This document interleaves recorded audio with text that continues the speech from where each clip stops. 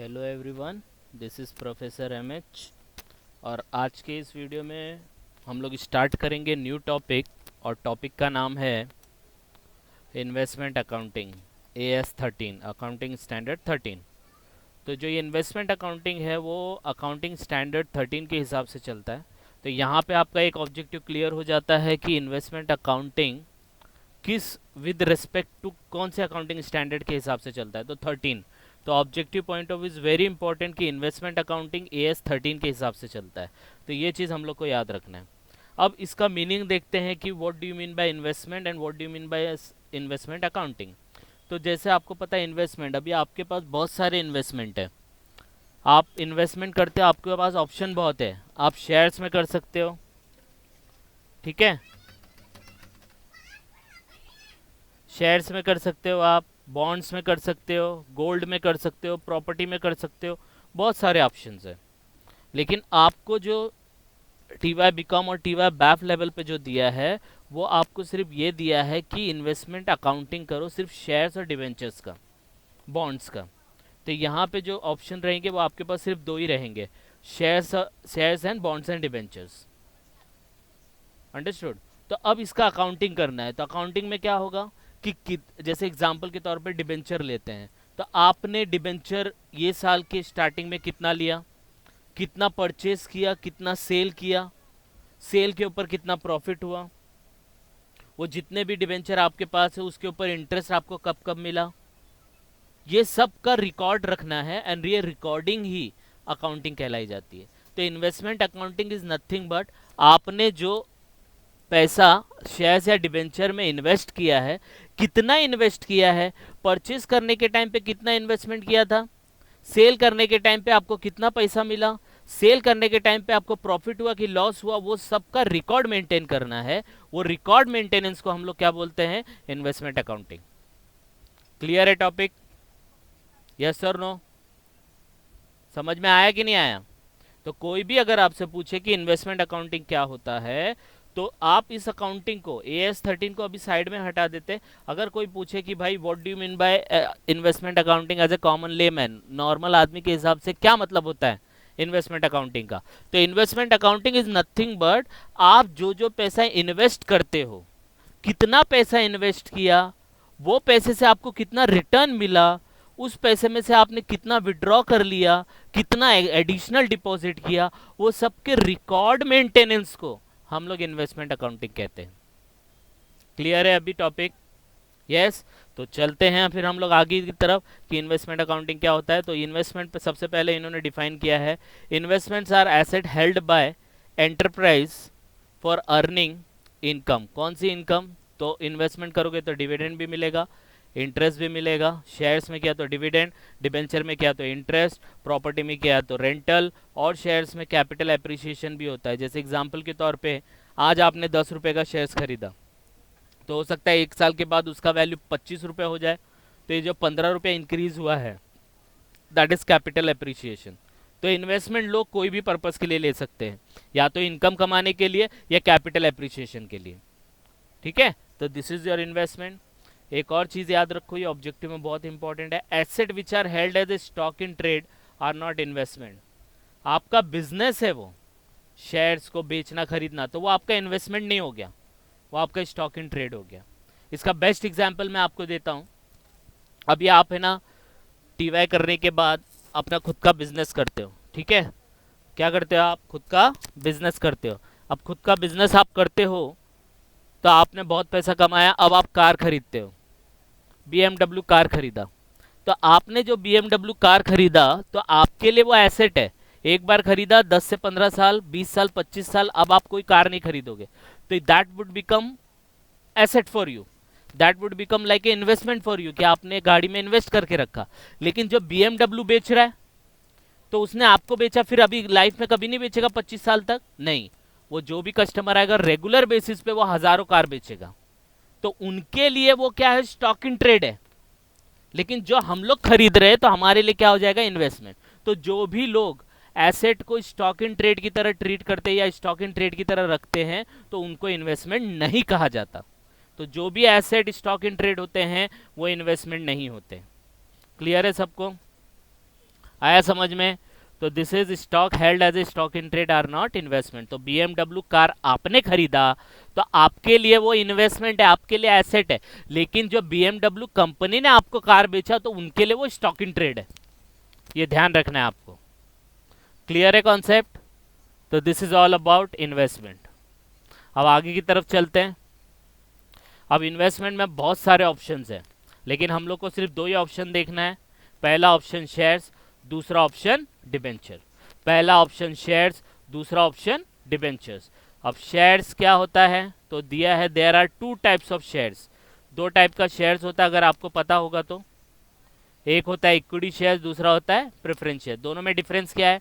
इसके ऊपर dividend fix नहीं होता है, इसके ऊपर डिविडेंड फिक्स होता है। तो यही आगे दिया है, in case of equity share dividend is variable changing. ये साल मिला, नेक्स्ट ईयर नहीं मिला, next year, next to next year बहुत सारा मिला, ऐसे रहता है, चेंजिंग होता है। तो डिविडेंड जो होता है इक्विटी शेयर्स पे वो चेंजिंग होता है, वेरिएबल होता है। लेकिन प्रेफरेंस शेयर्स में क्या होता है? तो इन case of preference shares income dividend is fixed. जो प्रेफरेंस शेयर्स होता है उसके ऊपर डिविडेंड क्या होता है? फिक्स्ड होता है। अब आते हैं डिबेंचर्स पे।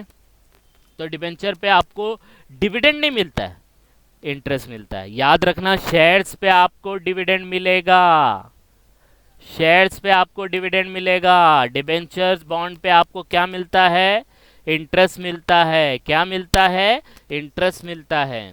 तो ये याद रखना। तो इंटरेस्ट फिक्स होता है। इंटरेस्ट क्या होता है? फिक्स होता है।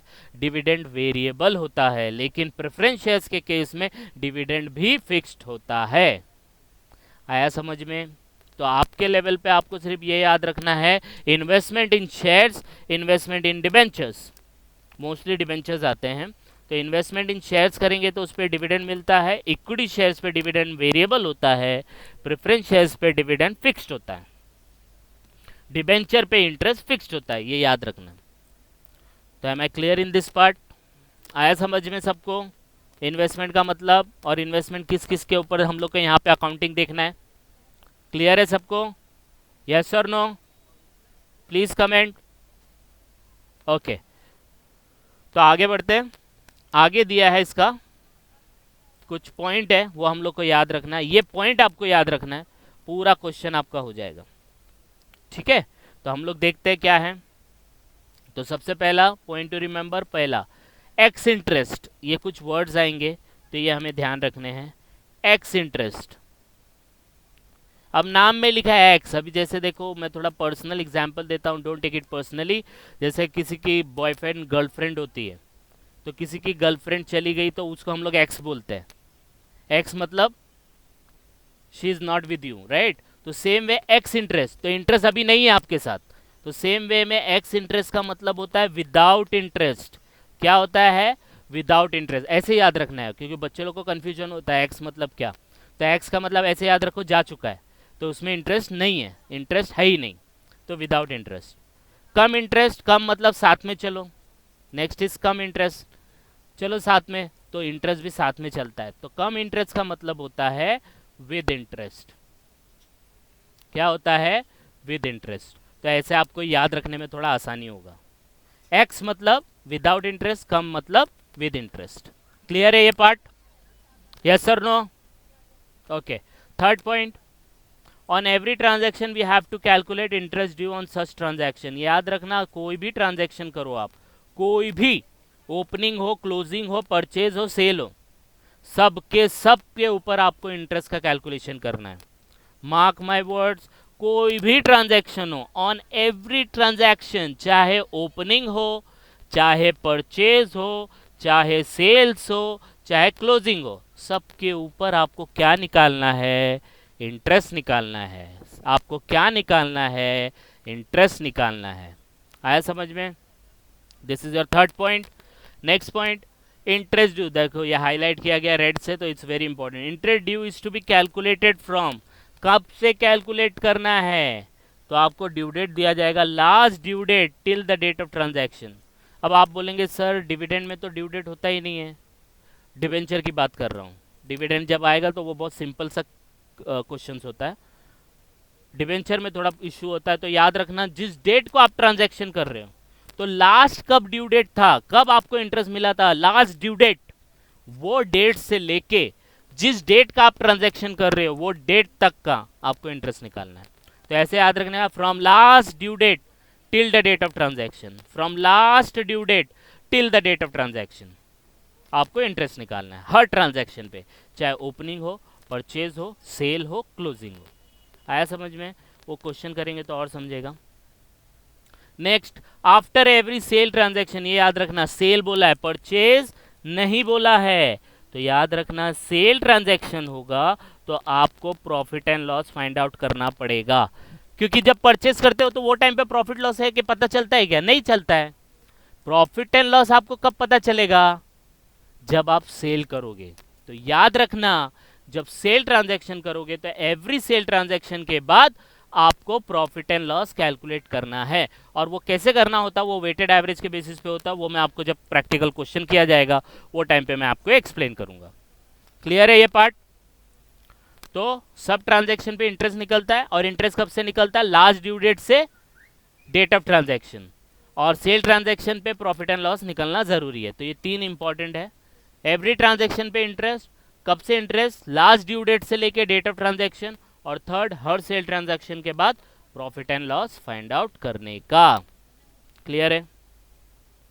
Last one, at the year end when we close interest column, एक आएगा आपको इंटरेस्ट कॉलम करके, उसको जब आप क्लोज करोगे तो वो प्रॉफिट एंड लॉस अकाउंट में डालना है। वैसे भी आपको पता है इंटरेस्ट प्रॉफिट एंड लॉस में आता है, तो जब ये क्लोज होगा तो उसको क्लोज करके आपको प्रॉफिट एंड लॉस में ट्रांसफर करना होगा। तो ये 6 पॉइंट आपको ध्यान रखने हैं, इस बेसिस पे आपका पूरा क्वेश्चन हो जाएगा। ठीक है, तो स्टार्ट करते हैं फॉर्मेट से, और फॉर्मेट के बाद हम लोग नेक्स्ट वीडियो में देखेंगे इसको प्रैक्टिकल क्वेश्चन। तो फॉर्मेट है ये, देखो इसको दो पार्ट में डिवाइड किया। सबसे पहला आपको क्या लिखना है? इन्वेस्टमेंट अकाउंट ऑफ शेयर्स और डिवेंचर, चेक जो खरीद रहे हो और किस कंपनी का खरीद रहे हो, XYZ limited, for the year ending लिखना है।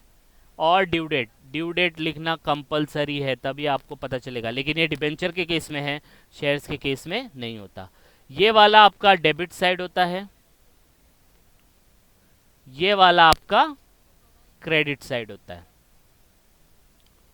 तो ये देखो कितने कॉलम बन रहे, तो इससे घबराने का नहीं, घबराने का नहीं। देखो date, particular, working note, nominal value, interest, dividend और कॉस्ट, ये याद रखना तीनों फिक्स है कॉलम ये वाले।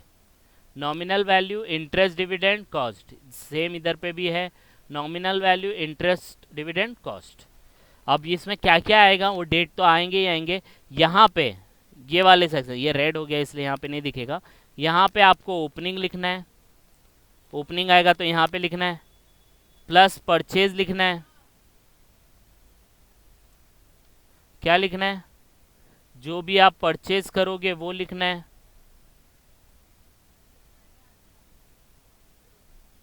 यहाँ पे आपको प्रॉफिट लिखना है, प्रॉफिट ऑन सेल, याद रखना। ठीक है, अब जब यहाँ पे आपके लेफ्ट हैंड साइड पे ओपनिंग आ गया, परचेज आ गया, प्रॉफिट आ गया, तो यहाँ क्या आएगा? ओपनिंग का अपोजिट क्लोजिंग आएगा, परचेज का अपोजिट सेल्स आएगा, प्रॉफिट का अपोजिट लॉस आएगा। एकदम सिंपल है। तो ऐसे याद रखना है अपने को। इसमें दो चीज़ और आएगी, एक ड्यू डेट का एंट्री और आएगा इसमें, तो एक ड्यू डेट का एंट्री पास करेंगे हम लोग। ठीक है, और भी एक दो चीज़ ऐड होगी, वो हम लोग देखेंगे क्वेश्चन में।